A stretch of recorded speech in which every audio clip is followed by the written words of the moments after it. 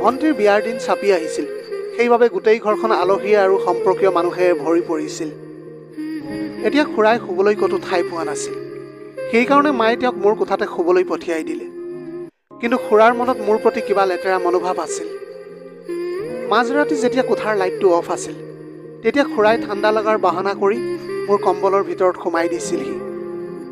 তেতিয়া তেওঁ লগে লগে মোৰ গাত হাত ফুৰোৱাৰ আৰম্ভ কৰি দিলে, যাৰ ফলত মই টোপনিৰ পৰা সাৰ পাই গ'লোঁ। তেতিয়া খুৰাই মোক মনে মনে থাকিবলৈ ক'লে আৰু ক'লে যে এইবিলাক কথা তোমাক তোমাৰ ঘৰৰ মানুহে কেতিয়াও নকয়, কিন্তু তোমাৰ এইবিলাক কৰিলে বহুত ভাল লাগিব। তাৰপিছত তেওঁ গোটেই নিশা মোৰ নাম ৰীনা আৰু মোৰ বয়স প্ৰায় 18 বছৰ। এয়া সেই সময়ৰ কথা যেতিয়া মোৰ ডাঙৰ বাৰ বিয়াৰ দিন ওচৰ চাপি আহিছিল। বিয়ালৈ আৰু কেইদিনমানহে বাকী আছিল, কিন্তু বিয়াৰ যো-জা আৰম্ভ হৈ গৈছিল। আমাৰ সম্পৰ্কীয় খুৰা এজনো আমাৰ ঘৰলৈ আহিছিল। খুৰাজনৰ এতিয়ালৈকে বিয়া হোৱা নাছিল। খুৰা আৰু মায়ে বহি কথা পাতি আছিল। তেওঁলোকৰ কথাবিলাক শুনি মই হাঁহিবলৈ ধৰিছিলোঁ আৰু মই হঁহা দেখি মোৰ বায়েও হাঁহিবলৈ ধৰিলে, কাৰণ তাই মই হঁহাৰ কাৰণটো জানিছিল। যেতিয়া খুৰাই উঠি মোৰ ওচৰলৈ আহিলে, তেতিয়া বায়ে নিজৰ কোঠালৈ বুলি গুচি গ'ল। তাই জানিছিল যে এতিয়া খুৰাই মোক মই হঁহাৰ কাৰণটো সুধিব। খুৰাই মোৰ ওচৰলৈ আহিলে আৰু মোৰ কান্ধত হাত থৈ ক'লে, আৰে মোৰ মৰমৰ মাইনা, কিয় হাঁহি আছা তুমি? তেতিয়া মই ক'লোঁ যে একো নাই, মইতো বাৰ কথা শুনিহে হাঁহিছিলোঁ। কিন্তু হয়তো খুৰাই বুজি পাই গৈছিল আমি দুয়ো কিয় হাঁহিছিলোঁ। মই সকলো জানো যে তোমালোকে কি কাৰণে হাঁহি আছিলা। তোমাৰ মায়ে মোক বিয়াৰ কথা সুধি আছিল, সেইকাৰণেহে তোমালোকে হাঁহি আছিলা। কিন্তু তোমালোকে একেবাৰে চিন্তা নকৰিবা, তোমালোকৰ খুৰাইও সোনকালে বিয়াখন পাতিব। খুৰাই নিজৰ বিয়াৰ কথাক লৈ বহুত গম্ভীৰ হৈ গৈছিল, কাৰণ কোনেও তেওঁৰ বিয়াক লৈ কোনো কথা আলোচনা কৰা নাছিল। কাৰণ তেওঁৰ বয়সটো এতিয়া 35 বছৰতকৈ বেছি হৈ গৈছিল আৰু ইফালে এতিয়াতো বাৰো বিয়া হ'বলৈ গৈ আছিল, যি তেওঁতকৈ বহুতেই সৰু আছিল। খুৰাই যেনেকৈ মোৰ কান্ধত হাত ৰাখিছিল সেয়া মোৰ বৰ আচহুৱা যেন অনুভৱ হৈছিল। সেইকাৰণে মই তেওঁৰ হাতখন আঁতৰাই দিলোঁ আৰু মই মোৰ কোঠালৈ গুচি গ'লোঁ। মই পৰিয়ালৰ সকলোতকৈ সৰু আৰু সকলোৰে মৰমৰ ছোৱালী আছিলোঁ। মোৰ মা দেউতাই মোক বহুত মৰমেৰে ডাঙৰ দীঘল কৰিছিল, কিন্তু মই সেয়া কেতিয়াও জনা নাছিলোঁ যে কোনোবাই মোৰ লগত ইমান কম বয়সতে এনেকুৱাখিনি কৰিবলৈ পাৰিব। সেইটো জানুৱাৰী মাহৰ কথা আছিল। সেই সময়ত ঠাণ্ডা বহুত হৈ আছিল। ইফালে বাৰ বিয়াৰ জোৰ-জাৰ চলি আছিল আৰু লগতে মোৰ স্কুলো চলি আছিল। সাধাৰণতে প্ৰায় মোৰ বায়ে মোক স্কুলত থ'বলৈ আৰু আনিবলৈ গৈছিল, কিন্তু এতিয়া তাইৰ বিয়াৰ দিন চাপি অহাৰ কাৰণে মোৰ দেউতাই মোক অনা-নিয়া কৰিছিল। এদিনৰ কথা, মই স্কুললৈ যাবলৈ সাজু হৈছিলোঁ আৰু ড্ৰয়িং ৰুমলৈ আহি গৈছিলোঁ। তেতিয়াই দেউতাই মাত লগালে, ৰীনা, আধা ঘণ্টা ৰখা, মই সাজু হৈ আহিছোঁ। দেউতাৰ কথাটো শুনি মোৰ তেতিয়া বহুত খং উঠি গৈছিল, কাৰণ দেউতাই মোক সকলো সময়তে দেৰি কৰায়। যেতিয়াৰ পৰা আপুনি মোক স্কুললৈ নিবলৈ আৰম্ভ কৰি দিলে, তেতিয়াৰ পৰা মোৰ সদায় দেৰি হয়, যাৰ বাবে মই মোৰ ছাৰ মেমৰ পৰা গালি শুনিবলগীয়া হয়। তেনেকৈ আমাৰ কথা বতৰাবিলাক চলি আছিল। তেনেতে খুৰা উঠি আহিলে আৰু ক'লে যে, ৰীনা, তোমাৰ যদি কোনো আপত্তি নাই তেনেহ'লে ব'লা মই তোমাক স্কুলত থৈ আহোঁগৈ। খুৰাই এনেকৈ কথাটো কৈছিলহে, দেউতাই লগে লগে তেওঁৰ হাতত স্কুটিৰ চাবিপাত দিলে আৰু ক'লে যে, ৰীনাই আজি কিয় গালি শুনিব? এয়া লোৱা, তুমি লগে লগে তাইক স্কুলত থৈ আহাগৈ। দেউতাৰ যেন মূৰৰ ওপৰৰ পৰা বোজা এটাহে আঁতৰি গৈছিল। খুৰাই লগে লগে ফ্ৰেছ হৈ আহিলে আৰু স্কুটিখন উলিয়ালে আৰু মোক লৈ স্কুললৈ ওলালে। স্কুল ৰাতিপুৱা 7 বজাত আছিল আৰু আজি মই ইমান দিনৰ পিছত সঠিক সময়ত স্কুলত উপস্থিত হৈছিলোঁগৈ। খুৰাই স্কুটিখন স্পীডত চলাইছিল। এনেতো মই দেউতাৰ পিছফালে ধৰি বহিছিলোঁ, কিন্তু আজি মই খুৰাৰ গাত ধৰিবলৈ পৰা নাছিলোঁ, কাৰণ খুৰাৰ গাত ধৰিবলৈ মোৰ অলপ আচহুৱা যেন অনুভৱ হৈছিল। এতিয়া মোৰ মাত্ৰ ঠাণ্ডা লাগিবলৈ ধৰিছিল আৰু অলপ কঁপনি উঠিবলৈ আৰম্ভ কৰিছিল। অলপ দূৰ আগুৱাই যোৱাৰ পিছত খুৰাই মোৰ হাতত ধৰি নিজৰ কঁকালত ধৰিবলৈ দিলে আৰু ক'লে যে, ৰীনা, লাজ নকৰিবা। তোমাৰ বহুত ঠাণ্ডা লাগিছে বুলি মই গম পাইছোঁ, এতিয়া তুমি ভালকৈ ধৰি লোৱা। খুৰাই মোক এনেকৈ কোৱাৰ পিছতো মই তেওঁৰ গাত নধৰিলোঁ। তেনেতে খুৰাই হঠাতে খুব জোৰেৰে ব্ৰেক মাৰি দিলে আৰু মই তেওঁৰ পিঠিৰ ওপৰলৈ গুচি আহিছিলোঁ। যেতিয়া মই তেওঁৰ ওপৰলৈ আহি গৈছিলোঁ, তেতিয়া খুৰাই মোৰ হাতখন তেওঁৰ কঁকালত আকৌ থ'লে আৰু ক'লে যে, ৰীনা, তোমাক কৈ আছোঁ নহয়, তোমাৰ বহুত ঠাণ্ডা লাগিছে, মোৰ গাত ধৰি লোৱা তুমি। এতিয়া মোৰ বহুত ঠাণ্ডা লাগিবলৈ ধৰিছিল আৰু মই সহ্য কৰিব পৰা নাছিলোঁ। সেইকাৰণে মই তেওঁৰ গাত ধৰি বহি গ'লোঁ। সেইদিনা মই খুৰাৰ কথাটো মানি লৈছিলোঁ, কিন্তু হয়তো সেয়া মোৰ জীৱনৰ সকলোতকৈ ডাঙৰ ভুল আছিল। মই তেওঁৰ কথাটোত বেছি গুৰুত্ব নিদিলোঁ, কিন্তু তেওঁৰ স্পৰ্শত মই কিবা এটা অনুভৱ কৰিছিলোঁ। আৰু সেইদিনাৰ পৰাই তেওঁ মোৰ লগত অলপ বেলেগ ধৰণে আচৰণ কৰিবলৈ ধৰিছিল। সেইদিনা খুৰাই মোক স্কুলৰ পৰা নিবলৈ আহিছিল। স্কুলৰ পৰা উভতি যোৱাৰ সময়তো তেওঁ মোক কৈ আছিল যে তেওঁৰ কঁকালত ধৰি বহিবলৈ। কিন্তু সেইটো সময়ত ৰ'দ দি আছিল, সেইবাবে মোৰ ঠাণ্ডা একেবাৰে লগা নাছিল। সেয়েহে মই নালাগে বুলি কৈছিলোঁ। সেইদিনাৰ পৰা খুৰাই মোক সদায় স্কুলত থ'বলৈ আহিবলৈ ধৰিলে। এতিয়া লাহে লাহে মই তেওঁৰ কঁকালত ধৰি বহাটো সাধাৰণ কথালৈ পৰিণত হৈ পৰিছিল। আগতে মোৰ মায়ে সদায় মোৰ চুলি ফণিয়াই বেণু গুঠি দিছিল, কিন্তু এতিয়া বাৰ বিয়াৰ ব্যস্ততাৰ বাবে তেওঁ মোৰ চুলিৰ একেবাৰে যত্ন ল'বলৈ পৰা নাছিল। মোৰ চুলিবিলাক বেয়া হৈ যাবলৈ ধৰিছিল। সেইদিনা মই স্কুলৰ পৰা আহিয়েই প্ৰথমে মোৰ কাপোৰবিলাক সলালোঁ আৰু তাৰপিছত চুলি মেলি আইনাৰ সন্মুখত বহিছিলোঁ। মাক ক'লোঁ যে মা, মোৰ চুলিত তেল লগাই বেনি গাঁঠি দিয়া। তেতিয়া মায়ে ক'লে যে ৰীণা, এতিয়া নহয়, এতিয়া মই তোমাৰ বাক লৈ বজাৰলৈ যাবলৈ লাগে। তেনেকৈ কৈ মায়ে বজাৰলৈ গুচি গ'ল। তেতিয়াই খুৰাই কোঠাৰ ভিতৰলৈ সোমাই আহিছিল আৰু ক'লে যে ৰীণা, কি কাম তোমাৰ মায়ে কৰি দিয়া নাই, সেইটো কাম মই তোমাক কৰি দিম। খুৰাৰ চাউনিটো এতিয়া মোৰ একেবাৰে ভাল লগা নাছিল। মই তেওঁক নালাগে বুলি ক'লোঁ, কিন্তু তাৰপিছতো তেওঁ জোৰ জবস্তি কৰি মোক বিচনাৰ কাষত বহুৱাই দিলে আৰু মোৰ চুলিত তেল লগাই দিবলৈ ধৰিছিল। যেতিয়া তেওঁ মোক তেল লগাই দি আহিছিল, তেনেতে হঠাতে তেওঁৰ হাতৰ স্পৰ্শ মোৰ পিঠিৰ ওপৰত অনুভৱ হ'বলৈ ধৰিলে, যিটো মোৰ একেবাৰে অদ্ভুত যেন লাগিছিল। মই তেওঁক ক'লোঁ, খুৰা, আপুনিতো মোৰ চুলিতহে তেল লগাই আছে, তেনেহ'লে আপুনি মোৰ পিঠিত কিয় চুই আছে? মই ক'লোঁ যে প্লিজ আপোনাৰ হাতখন আঁতৰাই দিয়ক, মোৰ এইবিলাক একেবাৰে ভাল নালাগে। মোৰ কথাটো শুনি তেওঁ হাঁহিবলৈ ধৰিলে, কিন্তু তেওঁ নিজৰ হাতখন আঁতৰাই নিনিলে। মই তেওঁৰ হাতখন আঁতৰাই দিলোঁ আৰু কোঠাৰ পৰা বাহিৰলৈ ওলাই আহিছিলোঁ। তাৰপিছত খুৰায়ো মোৰ পিছে পিছে দৌৰি আহিছিল। তেওঁ তেতিয়া মোৰ হাতখনত ধৰিলে আৰু সেই সময়তে আমাৰ ঘৰৰ কাম কৰা মহিলাজনীয়ে ঘৰৰ ভিতৰলৈ সোমাই আহিছিল আৰু তেতিয়া লগে লগে খুৰাই হাতখন মোৰ হাতৰ পৰা এৰি দিছিল। খুৰাৰ এনেকুৱা আচৰণত মোৰ বহুত খং উঠিবলৈ ধৰিছিল। মোৰ মুখত ইমান খং দেখি কাম কৰা আণ্টিগৰাকীয়ে মোক ক'লে, ৰীণা মাজনী, কি হ'ল, তুমি ইমান খঙত কিয় আছা? এতিয়া মই তেওঁক একো নক'লোঁ, কাৰণ মই একো বুজি পোৱা নাছিলোঁ যে মই তেওঁক কি ক'ম। তাৰপিছত মই মোৰ কোঠালৈ গুচি গ'লোঁ। মই যোৱাৰ পিছত আণ্টিয়ে খুৰাক সুধিলে, ৰীণা ইমান খঙত কিয় আছে বুলি। তেতিয়া খুৰাই বাহানা বনাই ক'লে যে আজি স্কুলৰ পৰা অহাৰ সময়ত মই তাইক চিপছ নিদিলোঁ কাৰণে খং কৰি আছে। খুৰাই এতিয়া নিজৰ অভদ্ৰ আচৰণবিলাক লুকুৱাবলৈ মিছা কথাবিলাক কৈ আহিছিল। সেইকাৰণেহে তেওঁ মোক বেছিকৈ কাৰোৰে লগত কথা পাতিবলৈ দিয়া নাছিল। কাম কৰা আণ্টিগৰাকীয়ে নিজৰ সকলো কাম শেষ কৰি ঘৰলৈ গুচি গৈছিল আৰু মই খানা খাই নিজৰ কোঠালৈ আহিছিলোঁ। মা আৰু বা এতিয়াও অহা নাছিল। মই মোৰ কোঠাৰ বিচনাত বাগৰি আছিলোঁ। মোৰ এটা বেলেগকৈ কোঠা আছিল, যিটো বেছি ডাঙৰ নাছিল। কোনোমতেহে এজন বা দুজন মানুহ থাকিবলৈ পাৰিছিল। মই এতিয়া বিচনাত বাগৰি এখন কিতাপ পঢ়ি আছিলোঁ। তেতিয়া মই কাৰোবাৰ খোজৰ শব্দ শুনিলোঁ। তেতিয়া মই মোৰ কোঠাৰ লাইটটো অফ কৰি দিলোঁ আৰু নিজকে কম্বলেৰে ঢাকি ল'লোঁ, কাৰণ মই জানিছিলোঁ যে ঘৰত মোৰ আৰু খুৰাৰ বাহিৰে আন কোনোৱেই নাছিল।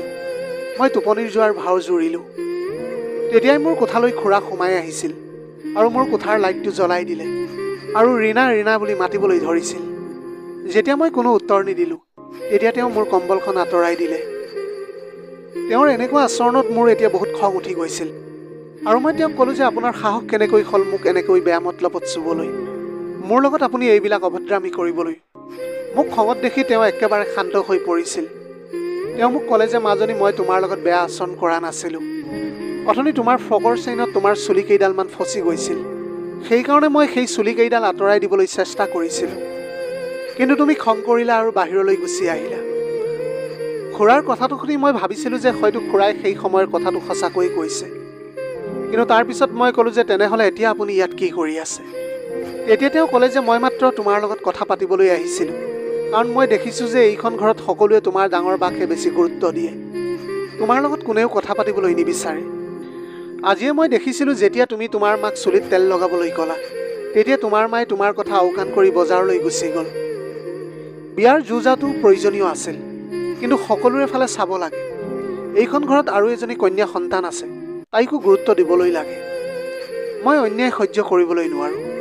মই দেখি আহিছোঁ যে এইখন ঘৰত কোনেও তোমাৰ কথা অলপো চিন্তা নকৰে, কিন্তু এতিয়া তুমি একেবাৰে চিন্তা নকৰিবা। মই এতিয়াৰ পৰা সদায় তোমাক ভালদৰে যত্নত ৰাখিম। মই যদি নাহিলোহেঁতেন তেনেহ'লে তোমাৰ কথা চিন্তা কৰিবলৈ কোনোৱেই নাথাকিলেহেঁতেন। খুৰাৰ কথাত সত্যতা আছিল। বহুদিনৰ পৰা ময়ো এইটো অনুভৱ কৰিবলৈ পাৰিছিলোঁ যে ঘৰৰ কোনেও মোৰ কথাক অলপো গুৰুত্ব নিদিয়ে। সকলোৱে এতিয়া মোৰ বাৰ বিয়াখনক লৈহে ব্যস্ত হৈ আছে। মোৰ পঢ়া শুনা আৰু খোৱা লোৱাও সমানেই প্ৰয়োজনীয় আছিল, কিন্তু মোৰ মা দেউতাই এইবিলাক সম্পূৰ্ণৰূপে পাহৰি গৈছিল। মইতো কোনো সৰু ল'ৰা ছোৱালী নহয় যে ঘৰৰ মানুহৰ ব্যৱহাৰৰ ওপৰত মোৰ চকু নাযাব। খুৰাই এনেকৈ মোৰ কথাবিলাক চিন্তা কৰা দেখি ভাল লাগিছিল, কাৰণ বহুত দিনৰ মূৰত কোনোবাই মোৰ কথা এনেকৈ চিন্তা কৰিছে। এতিয়া এইবিলাক ভাবি মই তেওঁক সাৱটি ধৰিলোঁ আৰু তেওঁ মোক আঁকোৱালি লৈছিল। মই সেইদিনা মোৰ প্ৰতি তেওঁক এনেকৈ চিন্তা কৰাৰ কাৰণে তেওঁক ধন্যবাদ জনালোঁ, আৰু সেইদিনাৰ পৰা মোৰ মনত খুৰাৰ এক ভাল ইমেজ বহি গৈছিল। এতিয়াৰ পৰা মই যেতিয়া স্কুলৰ পৰা ঘৰলৈ আহিছিলোঁ, তেতিয়া খুৰাই মোক বৰ মৰমেৰে সাৱটি ধৰিছিল আৰু নিজৰ হাতেৰে মোক খানা খুৱাইছিল। তেওঁ মোক তেওঁৰ মোবাইল ফোনটো চুবলৈ দিছিল। ইয়াৰ আগতে মোক কোনেও কাৰো মোবাইল চুবলৈ দিয়া নাছিল। খুৰাই মোৰ মনৰ কথাবিলাক বুজি পাইছিল, সেইকাৰণে তেওঁ মোৰ সকলোতকৈ আপোন ব্যক্তি হৈ পৰিছিল। এদিনৰ কথা মই খুৰাৰ মোবাইলটো চাই আছিলোঁ। তেতিয়াই মা মোৰ কোঠালৈ সোমাই আহিল আৰু মোৰ হাতত মোবাইলটো দেখি খং কৰিবলৈ ধৰিলে। মই ক'লোঁ যে মই অলপ দেৰি মোবাইলটো চালোৱেই যেনিবা, তাতনো কি বেয়া কথাটো হ'ল, আৰু এনেও তোমালোকে পাহৰিয়েই গ'লা মোক। তোমালোকৰ ঘৰত যে আৰু এজনী ছোৱালী আছে, সেই কথাটো তোমালোকে একেবাৰে পাহৰি গ'লা। সেইদিনা মই মাৰ লগত বহুত বেয়া ব্যৱহাৰ কৰিলোঁ। এতিয়া মই খুৰাৰ লগত অলপ বেছিকৈ সময় পাৰ কৰিবলৈ ধৰিছিলোঁ। মোৰ এনেকুৱা লাগিবলৈ ধৰিল যে একমাত্ৰ খুৰাই মোৰ সকলোতকৈ ভাল বন্ধু। কিন্তু তেওঁ মোৰ লগত এনেকুৱা কিছুমান কাম কৰি আহিছিল, যাৰ বিষয়ে মই একো ভাবিবও পৰা নাছিলোঁ। এদিন স্কুল ছুটি থকাৰ কাৰণে মই ৰাতিপুৱা 10 বজাত শোৱাৰ পৰা উঠিছিলোঁ। মই বাহিৰলৈ ওলাই দেখিলোঁ যে সকলোৱে ৰাতিপুৱা নাস্তা কৰি নিজৰ নিজৰ কামত ওলাই গৈছে। ঘৰত মাত্ৰ মই আৰু খুৰাহে আছিলোঁ। ময়ো নাস্তা কৰিলোঁ আৰু গা ধুবলৈ গুচি গ'লোঁ। গা ধুই মই মোৰ কোঠালৈ আহি গৈছিলোঁ। তেতিয়াই খুৰা মোৰ কোঠালৈ সোমাই আহিলে। মই তেওঁক মোৰ সন্মুখত দেখি থতমত খাই গ'লোঁ আৰু পৰ্দাৰ পিছফালে লুকাই ক'লোঁ যে খুৰা, আপুনি অলপ পিছত আহিব, এতিয়া মই কাপোৰ সলনি কৰি আছোঁ। কিন্তু খুৰাই মোৰ একো কথাই নুশুনিলে। তেওঁ মোৰ হাতত ধৰিলে আৰু মোক পৰ্দাৰ পৰা বাহিৰলৈ টানি আনিলে আৰু লগতে ক'লে যে ৰীণা মাজনী, মই তোমাক আগতেই কৈছিলোঁ যে তুমি মোক লাজ কৰাৰ কোনো প্ৰয়োজন নাই। তুমিতো মোৰ নিজৰ ছোৱালীৰ দৰেই। কি তুমি মোক আপোন বুলি নাভাবা নেকি? যদি তোমাৰ মোৰ ওপৰত কোনো ভৰসা নাই তেনেহ'লে থাকিবলৈ দিয়া। এতিয়া মই কিবা এটা ভাবি তেওঁৰ সন্মুখলৈ আহি পৰিছিলোঁ। তেওঁ মোৰ তিতি থকা চুলিখিনি ফনিয়াই দিবলৈ ধৰিলে, কিন্তু তেওঁৰ হাতখন এনেকৈ লৰচৰ কৰি আছিল যাৰ ফলত মই অসহজ অনুভৱ কৰিছিলোঁ। মোৰ খুৰাৰ এনেকুৱা কাৰ্যত লাজ লাগিবলৈ ধৰিছিল। মই খুৰাক ক'লোঁ যে হ'ব খুৰা, আপুনি কৰিব নালাগে, মই নিজেই কৰি ল'ম। তাৰপিছত মই থিয় হ'লোঁ আৰু মোৰ চুলিখিনি মই নিজেই ফনিয়াবলৈ ধৰিলোঁ। তেতিয়া মই চুলি ফনিওৱা দেখি খুৰাই মোৰ সৌন্দৰ্যতাৰ প্ৰশংসা কৰিবলৈ ধৰিলে। মোক ওপৰৰ পৰা তললৈকে চাবলৈ ধৰিছিল। মোৰ বৰ অদ্ভুত লাগিবলৈ ধৰিছিল সেই সময়ত, কাৰণ তেওঁৰ চাউনিটো মোৰ তেতিয়া একেবাৰে ভাল লগা নাছিল। মই তেওঁক বাৰে বাৰে কোঠাৰ বাহিৰলৈ যাবলৈ কৈ আছিলোঁ, কিন্তু তেওঁ মোৰ কোনো কথাই শুনা নাছিল। মোৰ এতিয়া এনেকুৱা লাগিবলৈ ধৰিছিল যে তেওঁ মোক এতিয়া বেয়া চাউনিৰে চাই আছে। মোৰ তেওঁৰ চাউনিৰ পৰা ভয় লাগিবলৈ ধৰিছিল। তেতিয়াই বাহিৰত মা দেউতাৰ মাত শুনিবলৈ পাইছিলোঁ মই। দেউতাৰ মাত শুনাৰ লগে লগে খুৰাই তৎক্ষণাত মোৰ কোঠাৰ পৰা বাহিৰলৈ ওলাই গ'ল। তাৰপিছত এসপ্তাহ এনেকৈ পাৰ হৈ গৈছিল। লাহে লাহে এতিয়া সম্পৰ্কীয় মানুহবিলাক বাঢ়িবলৈ ধৰিছিল আৰু তেওঁলোকৰ সকলোৰে কাপোৰৰ বেগবিলাক মোৰ কোঠাটোত ৰাখিছিল। সেই নিশা মায়ে মোৰ খুৰাক শুৱাবলৈ মোৰ কোঠালৈ লৈ আহিছিল আৰু মোক ক'লে যে মাজনী, বাহিৰৰ কোঠাত আলহীবিলাক শুই আছে আৰু সকলো কোঠাই ভৰি আছে। কি তুমি এটা নিশাৰ কাৰণে তোমাৰ কোঠাত খুৰাক শুবলৈ দিবলৈ পাৰিবা নেকি? বাহিৰত যিহেতু বহুত ঠাণ্ডা আছিল, সেইকাৰণে মই একো নভবা নিচিন্তাকৈ খুৰাক মোৰ কোঠাত শুবলৈ দিলোঁ। কিন্তু মই গম পোৱা নাছিলোঁ যে খুৰাই সেই ৰাতি মোৰ লগত কি কৰিবলৈ বিচাৰিব। খুৰাই তেতিয়া নিজৰ এখন কম্বল লৈছিল আৰু তাৰপিছত আমি দুয়ো শুই গ'লোঁ। তাৰপিছত মাজৰাতি মোৰ এনেকুৱা অনুভৱ হ'বলৈ ধৰিলে যে মোৰ কম্বলখন কোনোবাই মোৰ গাৰ পৰা আঁতৰাবলৈ বিচাৰিছে। তেতিয়া মই বিচনাতে বহি পৰিলোঁ। তেতিয়া খুৰাই ক'লে যে মাজনী, মোৰ বহুত ঠাণ্ডা লাগিছে। কি তুমি তোমাৰ কম্বলখন মোৰ লগত শ্বেয়াৰ কৰিবলৈ পাৰিবা নেকি? মই দয়া কৰি তেওঁক মোৰ কম্বলৰ তলত সুমুৱাই ল'লোঁ আৰু যেতিয়াই মোৰ টোপনি আহিবলৈ ধৰিলে তেতিয়াই হঠাতে তেওঁ মোৰ ডিঙিত কামুৰি দিলে। লগে লগে মই জোৰেৰে চিঞৰি উঠিলোঁ। মই উঠি পলাবলৈ চেষ্টা কৰিছিলোঁ, কিন্তু খুৰাই মোক একেবাৰে লৰচৰ কৰিবলৈ দিয়া নাছিল।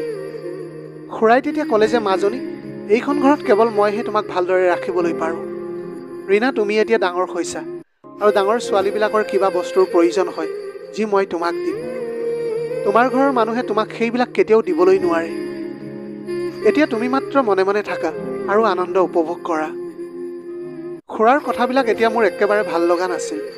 মোৰ এনেকুৱা লাগিছিল যেন তেওঁ মোক এতিয়া কিবা এটা বেয়া কাম কৰিবলৈ ওলাইছিল। মই তেওঁক দূৰলৈ ঠেলি পঠিয়াবলৈ চেষ্টা কৰি আছিলোঁ, কিন্তু তেওঁ মোৰ মুখত সোপা মাৰি ধৰিছিল। মই এতিয়া একো বুজি পোৱা নাছিলোঁ এতিয়া মই কি কৰোঁ। তেতিয়াই মই তেওঁৰ হাতত জোৰকৈ কামুৰি দিলোঁ। তেতিয়া তেওঁৰ হাতখন মোৰ মুখৰ পৰা আঁতৰি আহিল। এতিয়া মই লগে লগে জোৰকৈ চিঞৰিবলৈ ধৰিছিল। মোৰ চিঞৰ হয়তো মোৰ বাৰ কাণত পৰিছিল। তেতিয়াই মোৰ বায়ে দৌৰি আহি মোৰ কোঠালৈ আহিলে আৰু খুৰাক মোৰ ওচৰত দেখি তাই সকলো বুজি পাই গৈছিল। এতিয়া মই দৌৰি আহি বাক সাবটি ধৰিছিলোঁ। মই ক'লোঁ যে বা। তেতিয়া তাই ক'লে যে ৰীণা, তই একো কোৱাৰ প্ৰয়োজন নাই, মই এতিয়া সকলো বুজি পাই গৈছোঁ। যেতিয়াই খুৰা তোৰ ওচৰলৈ আহিছিল তেতিয়াই মোৰ সন্দেহ হৈছিল, কিন্তু মই মাৰ কাৰণেহে একো নক'লোঁ। তেতিয়ালৈকে মাও মোৰ কোঠালৈ সোমাই আহিছিল। মায়ে এতিয়া বাক মনে মনে থাকিবলৈ কৈ আছিল, কিন্তু বায়ে খঙেৰে মাক ক'লে, মা, আজি মোৰ মুখখন বন্ধ কৰিবলৈ নিবিচাৰিবা। যেনেকৈ কেইবছৰমান আগতে তুমি মোৰ মুখখন বন্ধ কৰি থৈছিলা। মই যেতিয়া বাৰ মুখলৈ চালোঁ তেতিয়া তাই ক'লে যে ৰীণা, কেইবছৰমান আগতে এজন সম্পৰ্কীয়ই মোৰ লগত এনেকুৱা অভদ্ৰামী কৰিবলৈ বিচাৰিছিল, সেই কথাটো আজিও মোৰ মনত আছে। কিন্তু যেতিয়া মই মোৰ মাক এই কথাটো কৈছিলোঁ তেতিয়া মোৰ মায়ে মোৰ মুখখন বন্ধ কৰি থৈছিল। সেই সময়ত মই নিজৰ কাৰণে মাত নামাতিলোঁ, কিন্তু আজি মোৰ মৰমৰ ভনীৰ লগত মই অন্যায় হ'বলৈ নিদিওঁ। লোকৰ ছোৱালী বোৱাৰীৰ প্ৰতি বেয়া নজৰ থাকিলে শাস্তি পাবই লাগিব, কাৰণ এনেকুৱা পশুসকল বাহিৰতে নহয় আমাৰ ঘৰতো থাকে। তেতিয়াই মায়ে বাৰ মুখখন বন্ধ কৰিবলৈ চেষ্টা কৰিলে আৰু ক'লে যে মাজনী, যদি এই কথাটো কেনেবাকৈ বাহিৰলৈ যায় তেনেহ'লে ভৱিষ্যতে ৰীণাৰ বিয়াত অসুবিধা হ'বলৈ পাৰে। আৰু এতিয়া মই তোৰ ভালৰ কাৰণেই তোক মনে মনে থাকিবলৈ কৈছোঁ, কাৰণ সকলোৱে যদি গম পায় যে এইজনী ছোৱালীৰ লগত তেনেকুৱা কিবা এটা হৈছে তেতিয়া সমাজে সেইজনী ছোৱালীকো বেয়া চকুৰে চায়।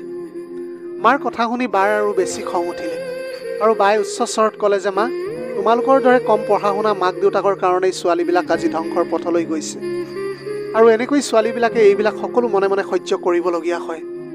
ইয়াক কেনেকুৱা কথা হ'ল যে যিয়ে অত্যাচাৰৰ কাৰণে যি সমাজত মুক্ত মনে ঘূৰি ফুৰে আৰু যিয়ে অত্যাচাৰ বলি হয় তেওঁ তাৰ বিৰোধিতা কৰিবলৈ নোৱাৰে।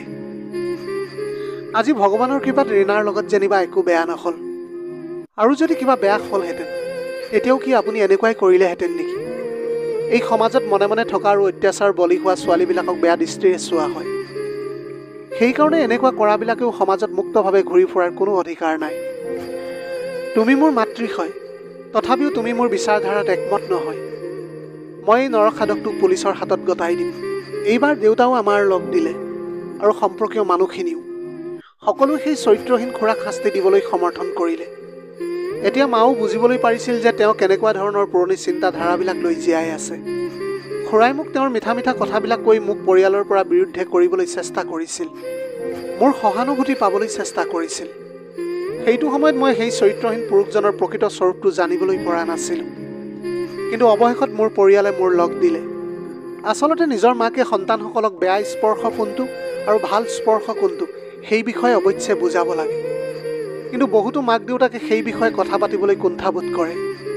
আজিৰ দিনত এনেকুৱা ব্যক্তিৰ পৰা সতৰ্ক হোৱাটো খুবেই প্ৰয়োজনীয়, কাৰণ এনেকুৱা ব্যক্তিসকল প্ৰায় আমাৰ ওচৰে পাজৰে থাকেই। প্ৰিয় দৰ্শক, এয়াই আছিল আজিৰ কাহিনীৰ ভাগ। আজিৰ ভিডিঅ'টি কেনেকুৱা লাগিলে জনাব। যদি ভাল লাগিল তেনেহ'লে লগৰ বন্ধু বান্ধৱীসকলৰ মাজত শ্বেয়াৰ কৰিবলৈ নাপাহৰিব। আপোনালোকৰ গোটেই জীৱনটো হাঁহিৰে উপচি পৰক। পাৰিলে দুখীয়াজনক অলপ সহায় কৰিবলৈ চেষ্টা কৰিব।